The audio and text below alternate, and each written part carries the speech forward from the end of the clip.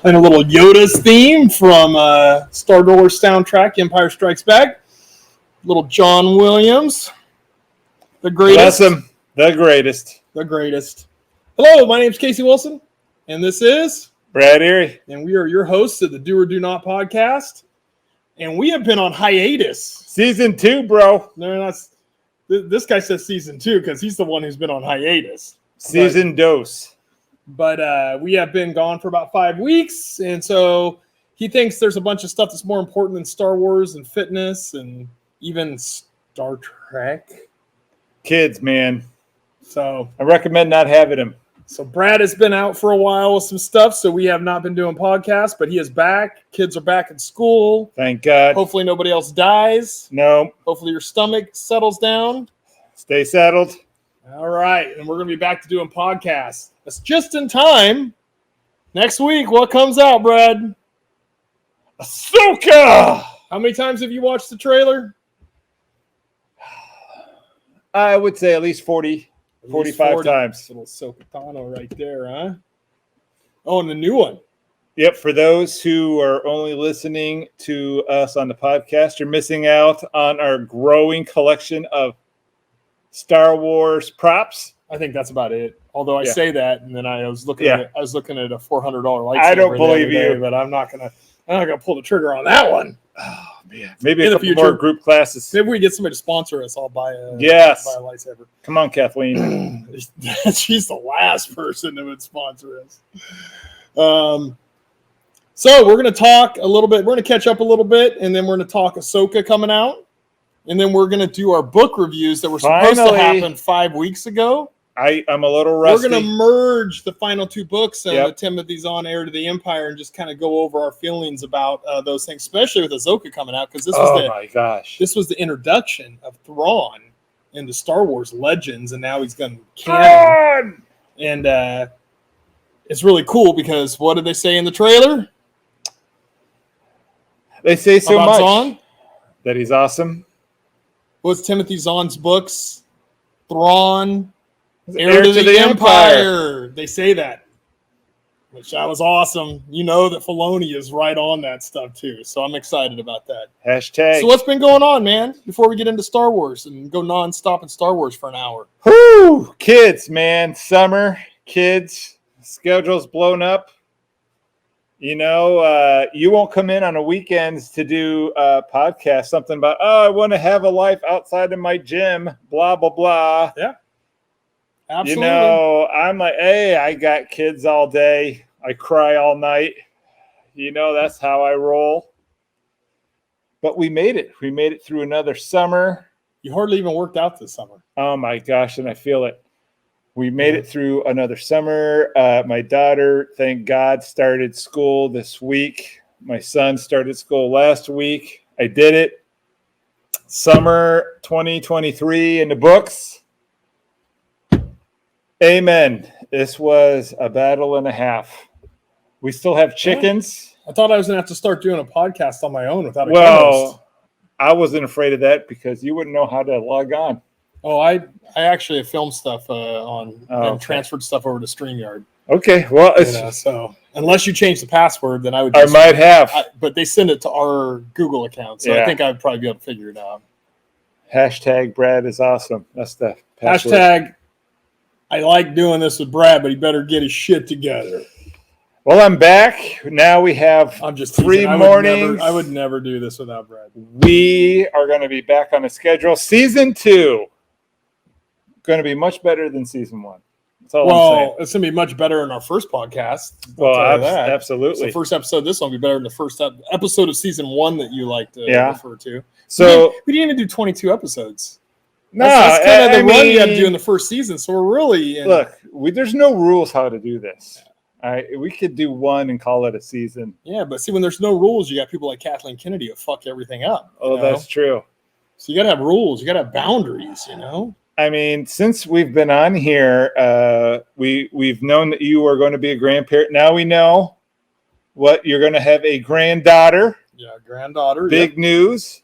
Yep, my daughter was expecting a girl. You've run through the dating pool of Roseville. No. Yeah, you went through the Roseville dating pool. Nope. I think you found somebody, hopefully. Nope. Well, you look thinner. Well, you've probably lost 15 pounds since we've podcasted. Single, but it's not really. Not really, but I think I still am. But we're figuring things out. All right. So you gained a girl and lost 15 pounds. Well, I regained a girl. Lost 15 pounds. No, I lost 13, just a little bit over 13. Last week it was 14. It fluctuates. So, yeah, I'm definitely leaner, and I got about 3 or 4 more pounds to go, and then I should be happy with where I'm at. Yeah. But I got to stay there consistently. Yeah. Right now I'm at 204, 205. I've been down to 203, so I keep fluctuating right in that 2.5 pound range. So I got to really dive in this next couple of weeks. I have gained 5 pounds, 6 pounds. And I said the last time. Yeah, but you were shitting your brains out. Yeah. Well, I did momentarily drop below 200 pounds. And I'm 6'5". So dropping below 200 pounds was a little bit too much for me, a little bit too light. I enjoyed trying to gain the weight back, and I might have overdone it. Hashtag Little Debbie's. Oh, love them. Come on, man. What are we talking about? Refined? You know what? Refined processed foods. Refined sugars, processed foods. You can't do that. My son's on a diet, and then when he was gone, I was like, I'm gonna relive the old diet. Pop-Tarts in the morning. Look, I'm back on the diet. You're killing me. In case you don't know, Brad started working with me. I was lost like almost 90 pounds or something. Yep. When he started working, 89 or something when he started working with me. So Brad's lost a lot of weight. 95 pounds total. I got to keep him focused so he doesn't gain that weight back. Oh, I'm never going back that big. I don't know. That big. I don't know, little Debbie. I know. Well, you know what? I regret it. I have the Little Debbie regret. You know what I like? She's the only woman who has my heart right now. Yeah. Your wife. You're like, my wife doesn't have my heart. Yeah. Little Debbie had my heart. Yeah. I like whenever I'm like going to cheat or something, I try to like not cheat very much, but like one weekend day, I'll like have some sweets. Yeah. But I like the vanilla iced zingers. Oh yeah. Those are good. Yes. They're like really good. Although I put those in the fridge. As I've gotten really strict and losing weight, I'm losing a taste for it as much because I ate some the other day and it almost felt chemically.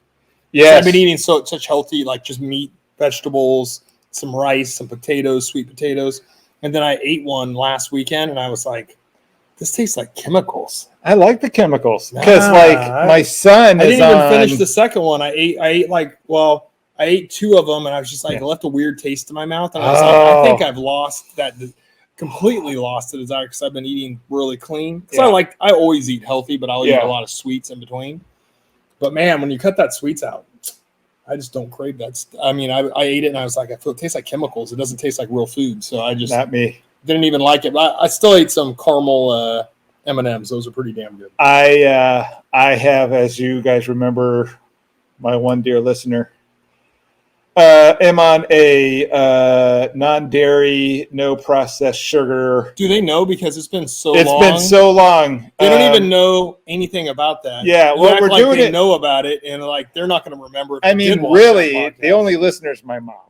Okay, when we say that, we're up to like maybe 30 listeners on the podcast, so maybe my mom listens 30 times. We get like 30 sometimes on YouTube, and I know we have more on Spotify and Apple. So and we got some guests coming and if we ever had a consistency, if somebody would ever come keep it, we should have another 6 or 7 episodes right now. I know. Well, you know what? Now we're on it. This should be we're gonna pick a time that fits within the school, and we're just gonna start pounding them out. Maybe we'll do like 2 on certain days, so we can have like a little bit of a build up. But I've been on this diet of like non-processed sugar and food. And let me tell you, my cravings for it has not diminished. Like now I look at like pizza and cookies and I'm like, oh my God, I would kill for some, what is that, fructose corn syrup? Like right now I'm like, give me something. But once I eat it, like once I have, like I ate some Little Debbie's and I had a Pop-Tart and then I had a pizza and then like I felt sick afterward. I'm like, okay, like Normally, that would just be like a Tuesday for me on the previous stuff. Now I'm like, oh my God, what have I done to my body? And I'll go make maybe 6 or 7 weeks. And then after that, I'm going to start craving it again. I'm like, okay, I need my cheese. I haven't craved as much sweets. I've gotten to where I've cleansed my palate quite a bit of sweets. But I do like, usually on Saturday mornings, I'll order a few things from sweet stuff. But not a lot. I mean, like half of what I might have normally ordered in the past, and then like now I don't even have the craving for certain things. Do you crave ice cream? Because that's still my favorite sweet. No, you know what I did is I bought a Hawaiian ice machine, and I have all these flavors, and it's so much less calories. I mean, you're still putting syrup on, but when you look at the calorie levels, it was way less than like eating a candy bar or a cookie or anything like that. So, like if I get that sugar craving, I'll just have a Hawaiian ice. Basically ice and a little bit of syrup, and you're good to go. So like I just good idea. How much do those run? Not that much. I bought like their little Hawaiian ice maker. There's a big one too. It's $100-something, but I bought one. I think it was like $40, $50. Are you listening, Mom? Christmas. Yeah, it's a good deal. Yeah. All right, so let's dive in. Let's do it. To your favorite trailers you've ever watched, Ashoka. Oh my gosh. Now, you have somehow start turning a little bit negative on the whole Disney thing. Like we were riding high, and then like the last few weeks, you're like, well, I don't know. I'm not going to get my hopes up. I'm like, bro, my hopes are already up. My hopes are really up. It's just like a lot of the reports, have that, Dave Filoni may not have did certain things because Kathleen Kennedy, even though she had no say, this was her first series, she had no technical producer rights and say in it, that she may influence stuff happening because of what she wants done in Acolyte and in the Skeleton Crew, and she was pressuring behind the scenes or something. So I don't know exactly, but I have faith in Dave Filoni and Jon Favreau. If they're able to do what they want to do, I have complete faith in it. Disney is a clusterfuck. Yeah, now everybody's realizing how screwed up it is. They have a board of directors that sounds like half are smart and half are dumb. And so half are woke and half want to make money and make good product. Yeah. And it's just, look at what they're doing with Snow White. Look what they did with Little Mermaid. Look what, they've done with Mandalorian, the last season of Mandalorian. I like the last season of Mandalorian. It was all right, but it could have been 10 times better. Yeah. You know what? If they would have let them do what they wanted to do, did you hear what they planned on doing? I did. And now they're Disney's cutting the budget on everything, because why don't you cut some of the crappy shows you're making and make good shows and cut your product down and make really quality stuff for a while. Stop making Don't even get me started on Secret Invasion. That's a whole nother podcast. Stay focused. That is, but well, look, it all affects Lucasfilms though, because if they start, they're just cutting the budget. They're cutting programs. They're cutting movies back. They're cutting the budgets of these things. So then you're going to get an inferior product, because Disney is taking a crapper, and it's because of their political bullshit. Make good stuff. We will watch and pay for your streaming service and your movies if you make quality. If you give me bullshit where the 7 dwarves are 7 magical characters and you give me a bunch of woke crap with Snow White, do you think anybody wants to watch it? They didn't watch very much Little Mermaid, did they? What about Indiana Jones? My daughter loved The Little Mermaid. She doesn't, but she was pretty cute. I have nothing to say because I won't watch it, and I won't watch Indiana Jones either, because I am a strident supporter of, when Kathleen Kennedy gets fired, I will start watching other Lucasfilm stuff. I'm going to cancel Disney Plus after Ahsoka's over, unless major changes like Kathleen Kennedy's fired. Bob Iger stops lying to everybody that Disney's doing great and stuff. We know you're not. We know you're screwed. Start making good products and we will purchase them. You keep giving us crap, or you keep giving us stuff that you think appeals to one side of the political spectrum. It's easy. Figure it out. This guy and I don't think alike as far as politically sometimes. Well, we think a lot alike, but not politically all the time. Yeah. But we get along. Yeah. You can make stuff that doesn't have to be Snow White, doesn't have to be ethnic. Neither does the Little Mermaid have to be. If the best actress is, doesn't look like the cartoon character, great. But don't do it out of some woke ideology. We all get sick of that crap. Call it woke. I call her hot. Yeah, and maybe she's the best actress for it and had the best voice, and they just liked her. But unfortunately, what we're seeing is all these Hollywood thinks they have to go woke. Well, guess what? They're all going to go broke like Disney's going, And so let's start making good products and stop caring about all these stupid tropes out there about whose skin colors is. Hire the best people, the best writers. When the writer strike's over, they can't make anything right now. But you had a whole blueprint to Star Wars. Follow it. Oh my God. Dave Filoni knows what to do. Jon Favreau knows what to do. Look, they're going to bring other people in that know what to do. We don't need Kathleen Kennedy bringing her morons in and screwing everything up again. And that's what you're doing because you're giving us freaking the Acolyte. You're giving us Skeleton Crew, and she just wants to do her own shit. Ahsoka reviews have started sprinkling in, and they've been called epic. When I watch it, I'll believe it. But I've lost faith. I believe that if Jon Favreau and Dave Filoni were allowed, and I know Dave Filoni did most of it, but Jon Favreau is kind of like he's kind of overseeing the whole thing. Yeah. If Dave Filoni was allowed to do what he wanted to do, I think it's going to be amazing. I really do. I'm holding judgment because Disney's lost the right for me to not doubt them. I doubt them with everything they do now. So that's my thing. All I know is that the trailers are fucking awesome. They are awesome. I watched all of Rebels with my daughter. Oh, did you finish? We finished. I guess it's been 5 weeks since we last talked. I got her hooked. She wanted to know what she could do to earn dessert, and I said, see if you like this show, and it would help your case if you liked it. That's the way to do it. She got the dessert. There. We binged the whole series together. That's good parenting right there. I tell you what. She is hooked. And then I got her watching the trailer, and she's like, oh my gosh, that's her from, that's Heir. Like, oh my gosh, and I'm like, that's right.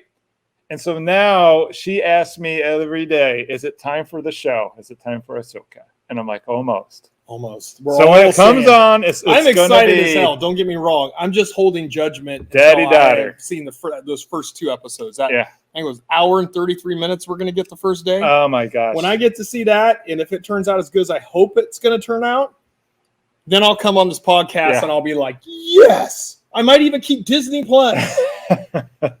Well, she her favorite's Heir. She's a little bit cold on Thrawn, so I got to I gotta parent her a little harder. Well, Thrawn is more, I think, an adult taste because his calculating, analytical ways, and he's not super engaging personality-wise. But she did ask me a question. She did ask me who would win, Ahsoka or Luke Skywalker, if they had a fight. Luke Skywalker. That's what I said. So I'm glad we're in agreement. Hold on. But she's like, Daddy, she has 2 lightsabers. And I'm like, but Luke was the man. Here's the thing. Luke Skywalker in this time frame, Ahsoka might be able to beat Luke Skywalker. That's true, because isn't that peak Luke? I was meaning it a lot of years. Peak. Like when you go Legends, let's not talk about Kathleen Kennedy's bullshit like trilogy. Yeah. Let's go Legends. The 8 books and the aftermath of the Force. Luke Skywalker was the most, like Sith Lords, he was fucking taking them out like crazy. These guys are like the badass dudes. And like when you read that book series, there's a whole planet of Sith, and he ends up working with them, but when they're all think that they can take him, and he always wins. And he does some crazy shit. His power is so much, but then you got the sequel trilogy, which made him look like a freaking moron. Quitter. I wanted one scene, Kathleen. One scene of they all together in the Falcon. So let's not get sidetracked by her horrible trilogy and not talk about it and give her any more fucking credit. So she's been fired off of basically everything. Yeah. They're just waiting to fire her. So hopefully we will not put up with any more Kathleen Kennedy crap in the very near future. So the next podcast we will have seen and we will review Ahsoka, right? No. Wait, comes out on the 23rd. We might have to do a double podcast because we need to talk some fitness stuff too. You know how I'm going to get fit? All that heavy breathing I'll be doing during Ahsoka. Like, I don't want to hear about your Ahsoka sexual fantasies about Rosario Dawson. How about Ahsoka and Daisy Ray? Right there. Daisy Ridley? Yeah. See, you can't merge the two. That's a character and an actress. I can do what I want. I'm old. Jesus. But anyway, I'm really excited about Ahsoka. All the trailers are great. Yep. I'm just holding judgment. Like I think it's going to be great. And I've read some good reviews and stuff, from people who've seen. I know last night they held some type of viewing at Industrial Light and Magic. Yeah. They did a little news report here because somebody went and saw it from the local area. But everything sounds great. So we're on that countdown. We are almost there. Today is the 18th, and it comes out on the 23rd. Yep. So we're almost there. We've almost made it. We were talking months ago. We were talking about our first trailer came out. Stay alive. Stay alive. Don't get in a car wreck and die. I gotta see Ashoka. So yep. I'm gonna drive so slow this week. Oh, I'm gonna be like watching my P's and Q's this week. I gotta see this for at least the first episodes before I buy it. Oh, okay. All right. But what are you the most excited to see? What do you think's gonna happen in the first couple episodes? I really think, like you were saying, it's going to be kind of a continuation of Rebels, and I'm excited to see the live version of Rebels and like how they continue their story. But I'm really interested to see this live version of Thrawn. Since we finished the Heir to the Empire series, I've been on a Thrawn mega kick. I just can't get enough Thrawn. So, there's about 5 more books you can read. I know. Well, I'm starting to. You got to do the Thrawn Ascendancy. I am, but I wanted or the Thrawn trilogy. I think it was the Chiss Ascendancy or something like that. Yeah, I have them, but I also want to do the 8 series books too, and I'm debating which one I'm going to do first. Right now, I would do Thrawn because those 8 books will take you quite a while. And you with what you're going to see, I think in this new Ahsoka series. Yeah. Thrawn's going to blow up, and you want to know his history. All right. You want to know where he came from. Who are the Chiss? You want to know those things because that's what these blue-skinned red eyes, that's where he comes from. It's out in the outer regions. All right, you've convinced me. So I'm going to tear through these Thrawn books. So there's the 3 Thrawn books written by Timothy Zahn. Yeah. I think all of them are done by Timothy Zahn. But there's also a couple books where it's Vader and Thrawn. Yeah. And then there's one called Treason, I think, also where I'm going to go full Thrawn. But I would go the trilogy first. Yeah. Okay. The Chiss Ascendancy one, I think. I think I'm just going to let you. I have to look. I think it's called the Chiss Ascendancy. I think I'm going to let you pick the books in the order how I read them. I'm just going to let you curate my Thrawn experience. So if you say, Brad, read Thrawn Supremacy or whatever. Go through these, then that's what I'll do. I think it's Chiss Ascendancy, but I'm going to look it up right now. You look it up. But looking up stuff is great podcasting. That's all I know. It is. I mean, because we don't want to give out bad information. Nonsense. What we say is fact. Thrawn Ascendancy, not Chiss Ascendancy, I think. Yep, Thrawn Ascendancy. All right. So it starts out with the Thrawn Ascendancy. Done. And they're all Thrawn Ascendancies, but then there's sub ones. But I mean, there's one. Look at how fast I read them back to back. Yeah. 1, 2. Then I did Alliances because I was waiting, and I did Treason. Yeah. And then another Stupid Star and Breathe, and then I had to wait for the third one to come out. That's how I had to wait because they're not that old. Yeah. They're not. They haven't been out that long, so they're all. Those are the ones you got to read right there because. You want to do that because you're always going to have those 8 books to go listen to, and it takes a while to get through all 8 of them. That will take me into season 2, hopefully, of Ahsoka. That'll be the bridge. Yeah, that could be good. I mean, so you got 5 Thrawn books to read. Done. But those first 3, the Thrawn Ascendancy, all right, was when he was in the Chiss Empire when he was growing up. It's his origin story. Love it. So all new characters. It is such a good book series. So I'm really excited. I love Thrawn. I'm really excited to see the relationship between Ahsoka and Sabine Wren. They seem to be a master student, even though Sabine has shown no Force abilities, but apparently Ahsoka's training her along in the ways of fighting with the lightsaber. Yes. Maybe because of the dark saber in the future or They're something. Bringing back Anakin, a.k.a. Darth. Just a ghost, I'm sure, like a Force ghost. Oh, come on. They have Timothy Zahn's in a writing room. Like, all the pieces are there. I mean, but he's your Thrawn expert. Yeah. He's the guy who created Thrawn and has written all the Thrawn stuff. So he's the guy that they have in there to write about Thrawn. Yes. I'm sure he can help with other parts of the story, too. Yeah. But that's what I'm really interested in is I don't know what's going – this whole story between Ahsoka and Sabine Wren. That's what I'm really interested in. And where does Ezra come in? Yep. Does he come in early in the season? Or does they wait to the end, or they build up, or have some secret stuff going on where they're hinting at stuff? That's why I can't wait. We have to stay alive just a few more days. Yeah. And then you have the few more days. Then you have the Dark Jedis. They're not Siths, but they're Dark Jedi mercenaries. I want to see how that relationship is, who they are. Or do they have good redeeming qualities along with the brutality of being a Dark Jedi? Those things are fascinating. I wish they had. What are their fighting styles? You know, I don't go that deep. Okay, nerd. You know, so all right, you big nerd. We'll see how. Do you think that they will have? Sith are going to be fairly aggressive. Marquesh or something. Are they going to have what's his name from the series, from Heir to the Empire series? What's that dark? I can never think of his name. I'm so old. Dark. Oh, George Seaboth? Yeah. You think he'll be in there somewhere? Do you think not right away? You could get it maybe in the movie that Filoni's going to do. Yeah. Because they'll do this season of Ahsoka. There's plans to do another season of Ahsoka. Yeah. And finish up with the movie. And then that movie is going to be that era movie and kind of finish it. And then there's going to be another season of Mandalorian too. Yeah. So I think that's the plan. But things have been changing because Disney has cut the budget on all their stuff because they're hurting. They're blowing money out their ass. And so they're cutting the budgets on everything. So we'll see. Quit making stupid Marvel TV shows that let me down and throw your money behind Star Wars. Okay? Under the banner of Dave Filoni and just give him Jon Favreau. No Kathleen Kennedy stuff. I'm just gonna do Leslie Headland acolyte bullshit. I just got to make a slight detour. I mean, how many poor Marvel miniseries can they make? Secret Invasion, if you read the comic of Secret Invasion, it's one of the biggest events in Marvel Comics history. And they made it the most boring I watched the first episode. Ever. I watched the first episode. Oh my gosh. There's a lot of other stuff. I'll go back when I have nothing else to watch. Watch it. I won't even go back.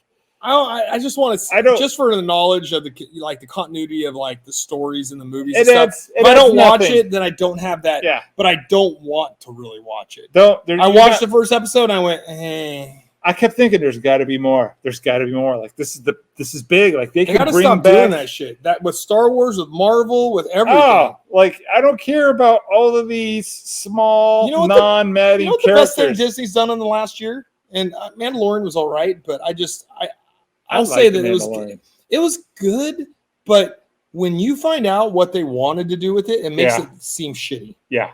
There was some good stuff in it, but think about what they did with Luke Skywalker at the end of season 2. And think about what they did. That right there. Think of what they did in this one. Best. You do understand that they were planning on bringing Ahsoka Tano into it. Yep. They were planning on crossover stuff with the Ahsoka Tano series, and Kathleen Kennedy went, You can go back on this podcast and hear what I thought about The Mandalorian, about how I wish they could have spent the whole series bringing all the Mandalore fractions together and how they just kind of rush it at the end. Yeah. That's beside the point. Yeah, I'm just saying they're like, hey, you know what? Here's a small character that no one's really heard of. Let's do a mini series about her that does nothing to any of the other stuff. And I don't care. I don't care about Miss Marvel. I don't care about, I thought Miss Marvel was okay. But you want to know the best thing Disney's done in the last year? The Santa Claus miniseries at Christmas time. Freaking loved it. And they're coming out with another season this year. So I think I'm going to cancel after Ahsoka. Then as soon as that comes out, a few episodes of that are out, I'll have to sign back up in December. Because you know me and Christmas. Yes. Well, wait till we're going to do a live in front of the house podcast. And if you've never listened or seen to us on YouTube, that would be the day to start. Well, because how about this episode's the day? Well, I'm just saying. Come on. You have to see your Christmas decor. You got to take your expectations up a little higher. That's true. Okay? That's true. We need to build listeners every episode. Oh, my god! Especially when we take long breaks like we just did. We might actually have some guests lined up coming in the next few months. So I'm very excited. I'll tell you what, when you do 15 straight episodes, then we'll start talking about guests. All right. Okay. Deal. I've been working the Twitter. So let's get into, we're talking a little about Ahsoka. Let's get into where one of the main characters started, which was the Heir to the Empire trilogy. They're all separate books and named separate things, but that's what everybody knows it as. And Legends is the Heir to the Empire trilogy written by Timothy Zahn. We did a book report on the first one, our opinions about it. I passed the quiz. Don't try to hate. All right, you passed, but it wasn't with an A. We'll say that. B plus. B, a low B at that. But with that being said, it was much better than your first Star Wars. That's true. Quiz. Holy I don't think I'd pass now. It's been that long. Yeah. The problem with it is in your mind, you merge the two together after a while. Like I was thinking last night, I went back and I read the synopsis of each one, and I go, oh, yeah, this happened in this one and not in that other one. Yeah. But we're going to give you kind of our overall feelings about it. Yep. So those second two books, what was your feeling when you got to the end? Not about just the end, but like don't jump to the end. Yeah. What was your feeling about how those books were written? The character development, the story development. How did you feel about that? Do you think you could make some movies about this? For the first time, well, not the first time. Tell it to Kathleen. Yeah, I really wanted to punch her cute face. And I'm saying cute so it doesn't come out as super mean. Because I was like, you know what? It was all laid out for you to have this perfect thing. Like they could have taken, I know like the series happened right after, the 80s, the 70s and 80s movies. But they could have still taken a lot of those elements and put them on. Wasn't it the early 90s is when it came out? Well, the series, I'm talking about it was 7 years after they blew up like the second Death Star or something like that. Yeah. Whoa, you mean like time? Yeah. Their timeline, not so our timeline. Yeah, they could have like, say, all right, well. I could start off 4 years after. Yeah, it could be. 4 years but I'm like, they could have like, okay, like Han's now much older, but they could have taken a lot of those themes and carried them over to the series that Kathleen said, nah, we're not going to take any of this good stuff that's already written out and that's like cohesive in the beginning, middle, and end. We're just going to kind of have 3 different stories for 3 different types of movies. Now, but this being said, now you kind of start to realize my mindset when I get to these trilogy, the sequel trilogy also. And then and then you ask yourself, well, why wouldn't she follow this blueprint? It's beautiful. Perfect. Everybody who's a Star Wars fan loves it. Oh, Thrawn could have been a great foil for an older Luke, an older Solo. No, not an older Luke. An older Luke was badass. Yeah, but I'm saying he was never focused on the military side of it. Yeah. What I'm talking about is a younger Luke who's still fledgling. That would be perfect. Thrawn can fuck with you there. I'm talking about real world. Like, let's say Kathleen Kennedy is like, all right, we're gonna make 3 more movies. All right, Luke is like 67. Harrison Ford's like 75. Princess Leia can hardly move. But that's not where they're at. They're just 4 years older than the. I know. I'm talking about real life. Like Kathleen still could have taken those characters and say, okay, we're just going to, instead of 4 years, how about we make it 40, and then switch some of the things and make it. Here's the deal. I would have loved it. Hey, let's say this. I love. George Lucas is one of my idols. I love George Lucas. Why didn't he make this trilogy when he owned Lucasfilms? In the 90s, yeah. I mean, this was gold. This was good. This story was gold. I loved it. And the actors would have been young enough to pull it off. Yep. But no, he did the prequels. Now, everything George Lucas did, I think, is way better than anything that Lucasfilms did after it was sold to Disney. Yeah. With that being said, man, I know he was tired. He didn't want to go through all that effort and blah, and it's a big deal. But why didn't they do Heir to the Empire?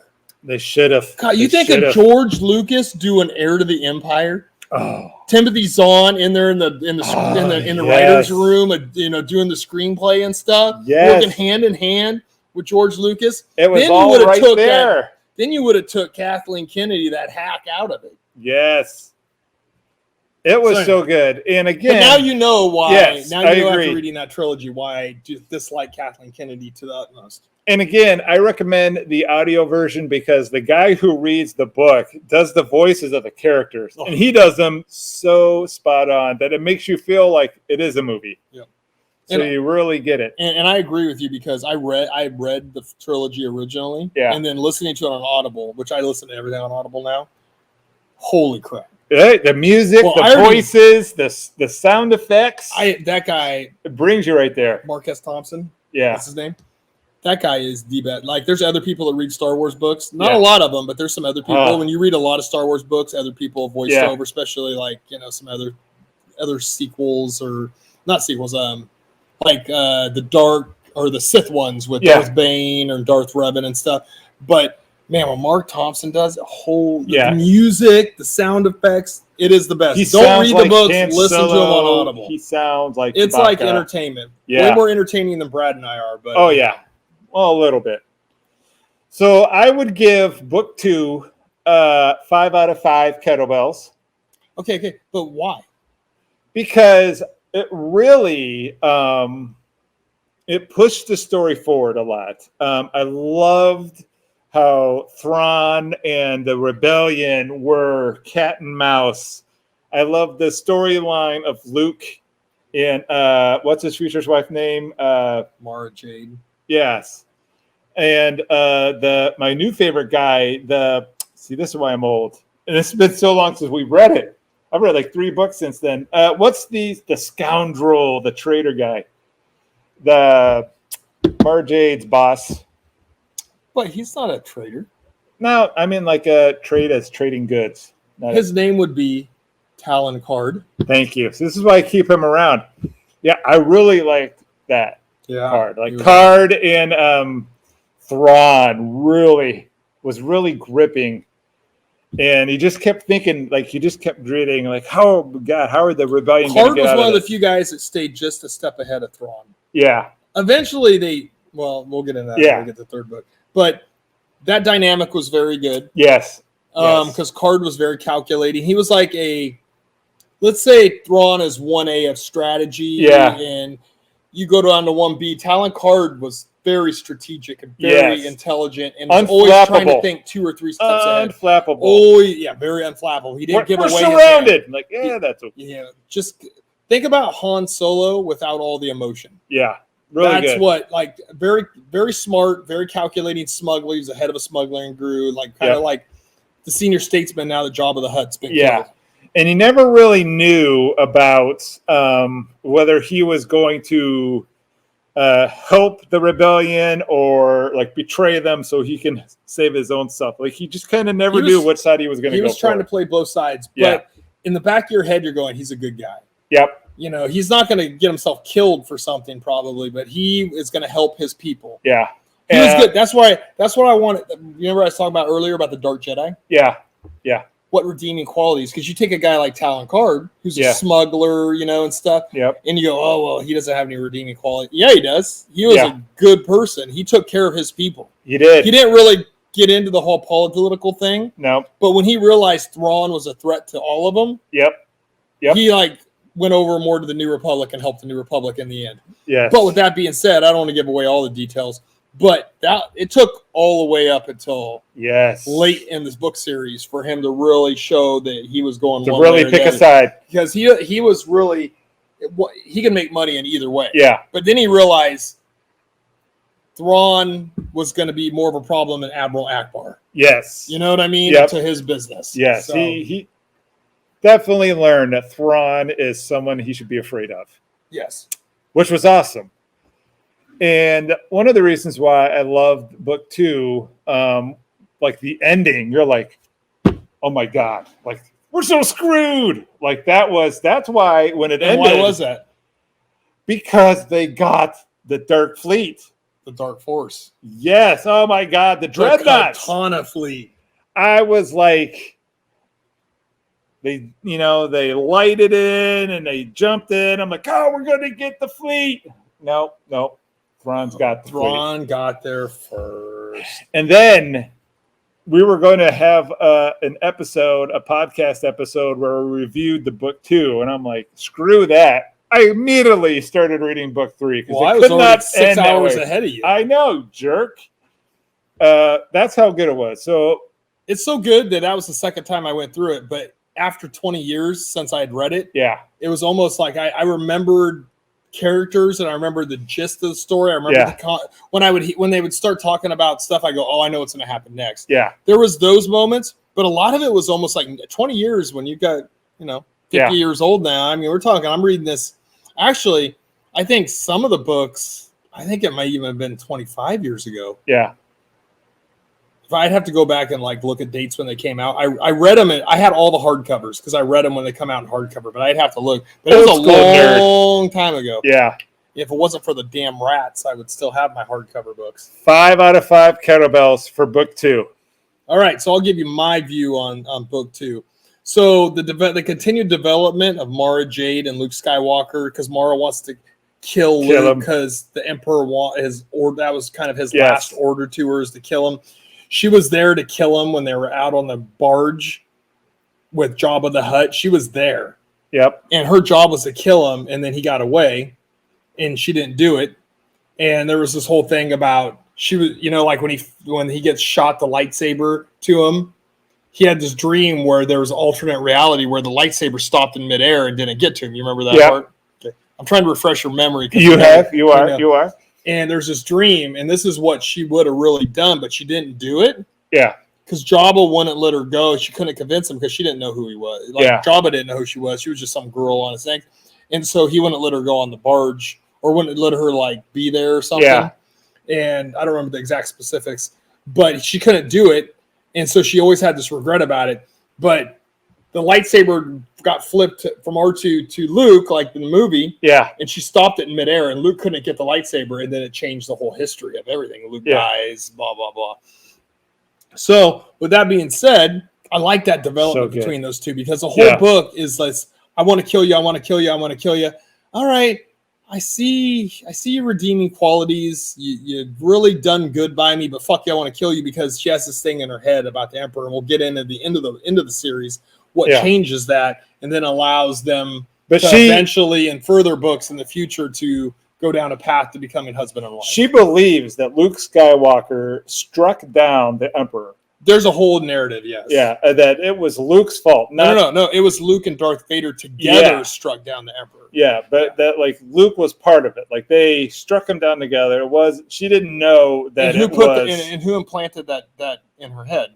Yeah, well, the Emperor, the ghost of the Emperor, whatever you want to call it. Yeah. Her and the Emperor had a connection. Well, she would see visually almost in her head. Yeah. What the Emperor wanted her to see and orders that he would give her. Like they had this really open line connection in the Force. So she would really, so she hated Luke Skywalker. Yeah. We talked about this in the first book review, I'm sure. Not all of it, because they developed, this is what I'm talking about. The development of the story where we got to see was taking place in book 2 and 3, where, she comes to realize finally in the third book, I don't want to jump ahead too far, but that isn't what happened. But that's what she thinks happened. And she thinks Luke Skywalker ruined her life by killing the Emperor because she had prestige and honor because she was a hand of the Emperor. And she was, she could have went anywhere. She could do anything. She had all the power and resources. Yeah. And Luke Skywalker and Darth Vader took that away from her by killing him. But she doesn't know the real story about what happened. Yeah, that was a big part of the story. I also like, and you've never seen this in any of the Disney or any of the prequels or anything, but Islamari. Yes. Things that stop the Force, and it costs a Jedi like Luke Skywalker. So annoying. They lose touch with the Force. There's a bubble that's created by these creatures that are tree-dwelling creatures. And they're not powerful in any way, but they stop the Force from happening because there's predators that feed off the Force in this forest, in this planet. I don't care about the name of it. Merker was the planet. If you say so, I don't remember. That's where Talon Card's original. That's where he has his first contact with Thrawn and the Empire and stuff. So these Islamari stop the Force from being used in this bubble. And if you have enough of them, it creates a big bubble. And especially like the planet or the forest, like Luke and Mara are out there, and he can't touch the Force at all. But when these Islamari are around, so Thrawn gets these Islamari, and then he's going to, because he wants to go to the storage house, the Mount Tantus. Yep. And basically he's going to confront a Dark Jedi or whoever the Emperor left, there to guard it, but it ends up being George Seaboth, which was a clone who killed the Dark Jedi who was originally guarding it. And so, but he has these Islamari so he can confront this person and get into the storage house. But also in his mind, you got to deal with Luke Skywalker. Everybody knows who Luke Skywalker is 4 years after, the Return of the Jedi. Everybody in the galaxy knows he's like kind of the lone Jedi out there, or him and Leia are Jedi, whatever. But there really is no other Jedi. Yeah, that are really he's a hero of the New Republic. And so is Han, so is Leia. They're heroes. And so these Isamari, you never seen this anything else, but you put this powerful person and you take it all away from them. Yeah. So then they're normal. Yep. And they're without this thing that they depend on all the time. So how does Luke fulfill his mission without the Force? Like a powerful Jedi master like George Seaboth deal with it too. And so it creates this whole other, storyline, and you get to see the character development of Luke or Joris or anyone who has Force powers. Even Mara is affected by it to a certain extent. And again, Seaboth and his relationship with Thrawn was another really good thing about who was really in control of the Empire and who could Thrawn control was always in control, but George Seaboth thought he was. But he destroyed people's minds. He did some good stuff in Book 3. Oh yeah, he was but he was also crazy because he was a clone and he was losing his mind. But he was super powerful. He was a clone of Jedi Master George Seaboth, who died in the outbound flight. But he was also the advisor to Senator Palpatine, like a Jedi advisor, and Palpatine got his DNA and made a clone of him and other clones too. But so those are the things I loved about, and then obviously the Katana fleet, the race to get the Katana fleet. You're on your pins and needles. Who's going to get there first? Who's going to get it? If you've never read the book, you're like, who's going to get there? And then you think that the New Republic gets there. There's ships there. They're all right, but almost all the ships are gone. There's only like 15 ships, I think, when the New Republic get there. 200 are gone or something like that. Yeah. And then Dawn's already got him. And then there's a battle to fight. Then you think that stupid senator who gains power because they jailed. And he won't help because he's stubborn. Thrawn manipulated the New Republic into thinking Akbar was taking money and he was a mole or whatever, but he really wasn't. And this idiot, I forget what his name was. It doesn't matter. Maybe. But he was there. He thought he was in charge, and then they tricked him, and they recorded him saying stuff, and then played it, and then all the people no longer would listen to him, and then they fought, and they won. Blah blah blah. But it was really good. I mean, those are really good part of that part of the end of the book. So you're going to go into book 3 now. The Katana fleet is now under Thrawn's control. He's doing. You're learning. I don't know when you exactly learn this. But you're learning because at the end of book 2, I think they're like, oh, it's going to take him years to get the manpower to get enough people to run this fleet. Oh, no, it won't. Yeah. And so you're like, okay, we got some time. Like it's going to take years for them to round up pilots and engineers and, mechanics and whatever to do this Katana fleet. And then there's this, I need you guys to come look at something. And you're like, uh-oh. And you find out that it's a clone. It's a clone that one of the things he wanted that Thrawn wanted from book 1, he wanted this thing from the mountain, was the Empire's secret. In the mountain. Yeah, his secret cloning facility that he could clone like a whole generation in 6 weeks. And so it's like 20,000 people he can clone in 6 weeks, something like that. I don't know the exact number. And then he could have this Katana fleet ready to roll in like months. And then when he gets that, then fight's over. Now it's completely swung, and you're like, oh my gosh! Like now, what are we gonna do? Yep. What's like? I thought it was endgame. And they figured out because clones would go crazy. Yeah. And they would have if you developed them too quickly, they'd have all these problems. But Thrawn had figured out how to get around it by using the Force. Yep. To so good. Augment, because of George Seaboth and stuff. So it was fascinating. So you're like going, holy crap, they don't got years. Yeah. They got months. They got months. And Thrawn is doing this. He's tricking planets. There's shielded planets. Yeah. You remember this part? Yep. So they're going up. And they have cloaking devices. They also found in Mount Tantus, which is the Emperor's storehouse. And they have these cloaking devices. So they cloak these ships. And they bring their Star Destroyers up to these shielded planets. Yeah. But they first get these cloaked ships inside the shield before the Star Destroyers get there. They're able to slip through. And then the Star Destroyer shoots lasers at the planet. And it's not, and then they time it perfectly with the destroyer, the smaller ships that are inside, and those ships shoot lasers. So it makes it look like the Star Destroyer's lasers have somehow figured out how to get through the shield, and they trick the people into surrendering on the planet because they start blowing stuff up around the city and all military installations. And so this is the genius of Thrawn. Yeah, Thrawn is thinking outside the box. He never thinks inside the box. He is always thinking about ways that other people are not thinking. And what so it takes everybody so long to catch up with them. And what he did to the other planet with cloaking the asteroids. Oh, the Coruscant. Yes. Oh my gosh, that was another brilliant And he really didn't cloak as many as they thought he cloaked. Yeah, but that was brilliant. Yeah, that just all. That was another thing that Card told him, because Card took notes when he went to the shipyard. He wondered why they were working on asteroids. He goes, no, there was only this many asteroids. That thing that you guys got them all 30 something or something. I know. Like they thought there was 170 or 200 or something. So good. No, it was Thrawn. There's just so much genius in Thrawn, and Thrawn uses this thing where he looks at a planet or in a species and he looks at their art, and you'll see this in Rebels. Yeah, Rebels, he studies it, and also and he learns it when you read those 3 books when he is growing up, the history, the Thrawn Ascendancy. Can't wait. Oh man. They get way more in depth because it's so much more detailed when he's analyzing the artwork. Yeah. He goes, you see this flare and this, and why they do this? That's because of this. And he breaks down why the artwork tells him what this is why I love Thrawn. So Thrawn figures out which planets he can manipulate by doing this cloaking device. Some planets will never give up or whatever because their artwork says, well, they're not going to just surrender. They'll fight and they'll keep that shield up. And other planets will cave very quickly. The political structure will cave, so he goes and hits these planets. So he's picking planets off that are very important to the New Republic. So for a long time they said, oh, the New Republic's way too big and more powerful for the Alliance. Yeah.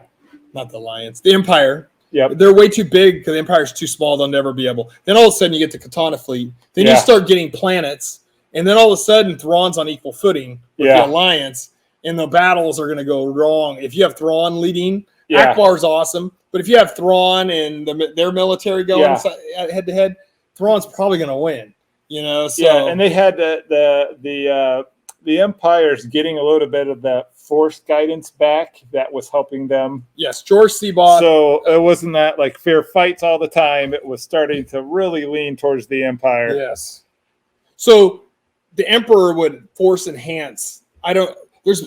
They call it in the books. I don't know if Brad knows much about this. So Jedis have there's certain Jedis that are very good at battle meditation. Yep. So they enhance all the non-Force users and even the Force users. Yep. So if you in High Republic, there's somebody who's really good at enhancing everybody. She's one of the masters in the High Republic, that book series. So she's really good, and this is what the Emperor did. And this is what George Seaboth did. Yeah. So the Emperor would Force enhance all of his troops. He would put his Force abilities out there, and he would enhance the timing, the communication. Guys would start doing things, and they wouldn't even realize they were doing it because the Emperor was leading them by enhancing their abilities in the Force. And when he got killed by Darth Vader, the battle rapidly deteriorated because all of a sudden these people didn't know what to do anymore. They weren't being guided by the Emperor. Yeah, they weren't getting, and especially So now Thrawn gets George Seaboth to help him do the same thing. So they're winning battles with the New Republic. The Empire is, and they probably shouldn't be, but George Seaboth is guiding all them and between timing everything perfectly and Seaboth together. Is like the deadly deal. And then when you add the clones, like clones are much easier to manipulate. Yeah, to affect in battles. So they were going to be nearly unstoppable. Yes. So, I mean, there was so much in these books. Yeah. But let's get into the No Gray. All right. I got 15 minutes. All right. So the whole story. No Gray was awesome. Even from the start, the first book series. Yeah. Thrawn's personal bodyguard, and then he also has commandos, which are called No Gray. They're like these little gray creatures. They're really like almost like ninjas is the easiest way to explain it to people. And they're a race of people. And we find out that basically back during the Clone Wars, I think, New Republic ships crashed on the planet, caused like massive destruction to their whole planet, where only little areas were even livable on the whole planet anymore. And basically, I think by happenstance, Darth Vader finds them and then saves their planet, and they start like helping them and making them think like they're really helping them. Blood debt to the Empire, because they think that the Empire is providing them with food and livable space. And Darth Vader realizes they are formidable warriors. Yes. Because he was taking out a bunch of them, but he was like, they were really formidable, and he realized it. So then he basically says, we'll help you do this, but you guys will send us your sons, and they'll be commando groups. And so they were kind of like elite commando groups, these groups. And so Thrawn's personal number one leader was named Rook. Yep. Which later becomes his demise. And so there's this whole story, and we don't have a ton of time because this guy has to leave. Kids, man. This is 5 weeks, and now he's got to leave early. Kids. So the No-Gray are out trying to capture Leia. Yeah. And they're on the planet of Kashyyyk, what's on Kashyyyk? Who lives on Kashyyyk? I don't know. It's been What's weeks. Chewbacca? Chewbacca's family? The Wookiees. Good Lord. You would fail that quiz right now. I know. All right, so Wookiees, if anybody who knows Star Wars at all, are on the planet Kashyyyk. They're protecting Leia there, and these commandos still come there, and they almost get them. Yeah. And like some Wookiees die. I think was it like the one bodyguard, like the senator there who could speak broken English. Yeah. Basic or whatever they call it, and Wookiee. Yeah, he dies. Yeah. And that shows you how much badass they are, that they could take on Wookiees and hold their own. Yes. Literally. And even Chewbacca was hurt. Yes, and later on Chewbacca befriends the one guy. So one of the No-Gray survive, and they take him prisoner. And then he realizes by smelling Leia that she's Darth Vader's daughter. Yeah. Daughter of Vader. And so book 2 is the process of Princess Leia, or whatever. She's not princess. She's what? Senator? Leia Organa Solo. Yeah. She goes to the planet Senator. of those creatures and slowly turns them to the Alliance's side. Yep. And when it starts book 3, you're like waiting for a little Earl Grey to like. Not Earl Grey. We're not talking about Picard's favorite drink. First of all, I'm happy that you know that. Jesus. The little gray guys. No Gray. Earl Grey. They're all gray. I think. So I'm like, yes. Like, I can't wait for them to switch sides. So but they don't switch until the very last end. Yep.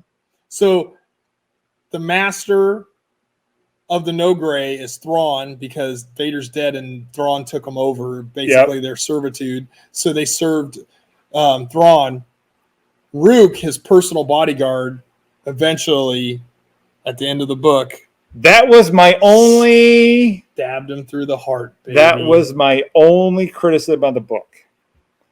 I don't think it's a criticism. It's beautiful symmetry. This is what happens when you fucking use people.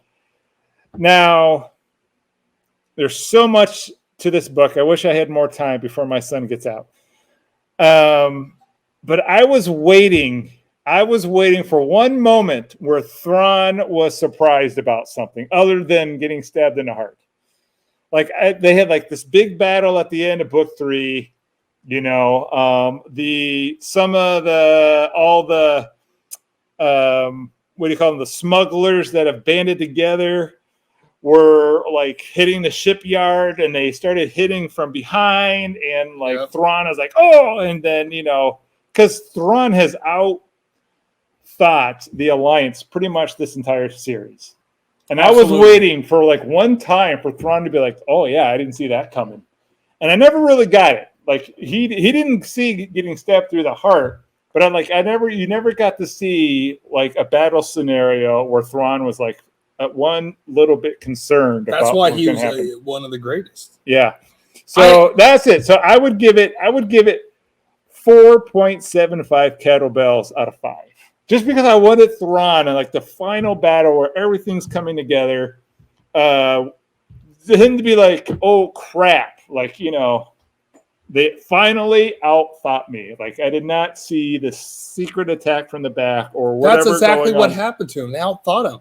Leia converted the no-grade to their side by showing the deception and the lies that the Empire had been doing. And then your most trusted person, you trust the most to protect you and stabbed you through the heart because you screwed their whole fucking race over. And he was like, well done. What was his final line? Like, well done or something like that, or something like that. He wasn't like, oh no, you like son of a bitch. He was just like, he just like in classic Thrawn was like, just like, you got me. Gosh, I did not see that one coming. Yeah. You know? Yeah. Dang. But I'll tell you what was good though. I'm sorry to interrupt you. Was the battle between Jade Skywalker and what's his name? George Seaboth. Yes. In the mountain. Like, Seaboth originally got rid of Lando all those little force some of the stopping no-gray creatures. Were there. Yeah, and it's like this free-for-all between them. And like Han Solo and Princess Leia are trying to come in and save them, and then like you just like, there's no way. And you got a clone of Skywalker fighting himself. I'm like, so here's where we'll finish the podcast. Is that was a great battle. So here's the thing. Oh, it's Mara so good. Jade has this overwhelming desire to kill Luke Skywalker. Okay, the Emperor has imprinted this on her. Yeah. And it haunts her. She has nightmares. It's in her head. The voice is in her head. You must kill Skywalker the whole time. Well, George Seaboth, he goes, if I can't convert and pull Luke over to the dark side to serve him, I'll create my own Luke Skywalker as a clone. So there's a clone Luke Skywalker. Yep. Fucking awesome. Yep. So there's this clone Luke Skywalker that has all Luke's abilities, but he's basically just, a mindless, just an empty fighting shell. Yeah, he just basically has all of his Force abilities, and he's just like he's merciless. He really has no conscience. So he's battling, he's beating Luke for the most part. Yeah. But also George Seaboth is manipulating the whole thing anyway. Yeah. But Mara's there, and he's trying to convert Mara. George Seaboth's trying to make him, sir, you're going to serve me. I've seen this, blah, blah, blah. Yeah. And Han and Leia come in, and they're trying to help during it. But what happens is, long story short, you can't get too far into it. Mara Jade kills the clone. Yeah. And that releases Luke. Well, it's not just she chooses Luke. She realizes, I killed the Luke Skywalker. Yeah. The Emperor's voice goes silent after she does it. But it wasn't Luke. It was the clone of Luke. Yeah. But she did her job. Yeah. And once she did her job, she was released from that. Yeah. And that's going to lead to her now becoming her own independent person. There's not the hate and problems between her and Luke. And in future books where they go the Yuzong Vong War and those things, they become husband and wife. They have a kid who ends up being called Ben Skywalker. And and that when you read the Aftermath of the Jedi, dude, can't wait. You're going to be coming in here when you read the Aftermath of the Jedi going, Luke Skywalker's so powerful. We need Holy shit. Luke Skywalker's next level, man. Now listen to this. Listen to this. Now, imagine if JJ goes, okay, Kathleen, here it is. Imagine the First Order. All right, we'll keep the First Order the same. But instead of that one guy, imagine if it's this mysterious guy. We're going to call him Thrawn. It's a fantasy because Kathleen Kennedy doesn't listen to anybody because Kathleen Kennedy is a narcissistic. But this is what I was thinking. Who fucked the whole series up. I'm like, okay, Thrawn comes in. He's the last Grand Admiral. He's waited all of these. He's waited. Do you think that she wasn't laid this out to her? You think they didn't have these conversations? Maybe, but she goes, no, we're not going to do anything George Lucas fucking had anything to do with. But this is what I thought about. I'm like, this would have been so much better.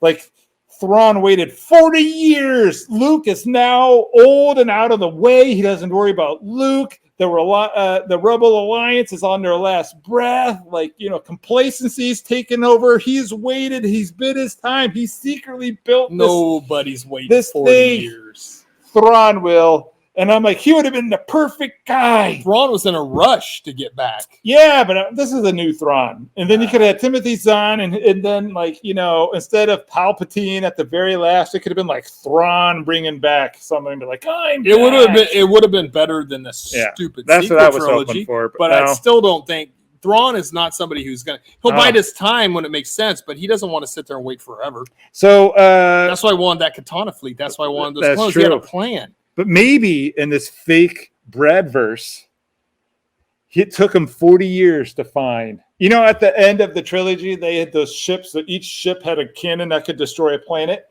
Maybe that was the Katana fleet, and it took him 40 years to find it and clone. Yeah, it still changed the story a lot. Yeah, of course it would, but it's still better. In the bottom line is you already had the great story laid out for you. I know, but that's the problem. Is in the end, you think that people didn't come and go, well, here we have everything laid. They went to Kathleen Kennedy and goes, oh, we have it all laid out. Yeah. This is a beautiful blueprint. Look at the story. It is fabulous. Read this story. I bet you probably went, I'm not reading that shit. We're doing this. We're going to redo the trilogy series, but with more up-to-date characters that are this and that. And they have this genitalia, they have this skin color, and we got to do this, and we're going to do an updated version. We need a Vegas planet with horses. Yeah, stupid shit. Right. I don't even mind that planet. I'm just like, that planet doesn't need to be a focal point of half a movie. You know what are the kettlebell ratings for the final 2 books? Oh, I give the Heir to the Empire, the whole series, a 5. 5 out of 5. 5 out of 5. All right. I like that Rook killed Thrawn. I wish that like Thrawn would be like, "What's going on? Like, put this over there." And then he looks at Rook, Rook looks at him and says, "But that wasn't, son of a bitch." That wasn't how it was going to happen. My mind, that should have happened. No, it's like you got to be. I had it. You're not gonna if Thrawn has any even inkling of anything, you have to completely surprise him. So Rook has to stay loyal. I wanted Thrawn to see that he was killing rebels in the Empire's view or the Alliance members. He has to be killing them right up to the point that he stabs that freaking knife right in. No, I wanted him to know that he was got. You're not going to get Thrawn that way. I wanted Thrawn to be like, here, turns around and sees like the commander dead on the floor, and then sees Rook smiling at him. Then he has a chance. Thrawn says to himself, crap, it's over. Like they got me. I'm closing in. Right? Yeah. Well, Thrawn can hold his own in a fight, can he? Yeah, but still, he's no Rook. He's no Rook, but if he can survive for a minute, somebody else can kill Rook. It doesn't matter. You has to be the surprise and shock. Everyone would be dead around him. That's the Thrawn legacy. Like I wanted the bridge to be on fire. He was never confused in a battle. See, that's what I wanted. He was always a step ahead of everybody until the end when his own personal bodyguard kills him. All right, I just wanted him the only time that he got outdone was the last time. Give a comment. Which opinion do you think is correct? Mine or his about Rook killing? Well, since my mom is the only listener, it's going to be me. It'll probably be on podcast stuff. You'll have to see him. YouTube, we don't get nearly as many people listening. Yeah. So see, Mom, vote for me. All right. You know you love me more. All right. So that's where we'll wrap up right there because Brad's got to get going. But great books. I give 5 kettlebells. He gives it 4.75. For the third one, 5.5. Second one. Please read these books. Listen to them on Audible. They're like as entertaining, more entertaining than anything's put out by Star Wars. Maybe Ahsoka is going to be different. But if you like stuff like The Mandalorian, season 1 and 2, and anything that you really like about Star Wars, these books are 10 times better than it. I'm sorry, it was. And then there's so many other books that are so much better than anything Disney's putting out right now. Now, my hope is that here in the future, after we get past the Acolyte and the Skeleton Crew, and other people are in charge of Disney, we start getting this type of quality stuff coming out of Lucasfilms. We will pray that this happens. I'm not holding my breath. Bob Iger, I'm not that much better than Kathleen Kennedy, but at least he recognizes Kathleen Kennedy has effed everything up over at Lucasfilms. At least he realizes that. Would you just hurry up and give the website? The website is rosevillesc.com for all your fitness needs. We got the Recoup room here too. If you need some recovery and some help getting better after you're going to need recovery or injuries after these books. Yeah. Some emotional recovery. You might be a psychologist. I don't do psychology, although I play a psychologist daily as a trainer because that's one thing that trainers do. But rosevillesc.com for all your fitness needs. I can help train you. I can help you come in and get some group class training in. We got it all here. And that's a wrap. We are out. Picking you up, son.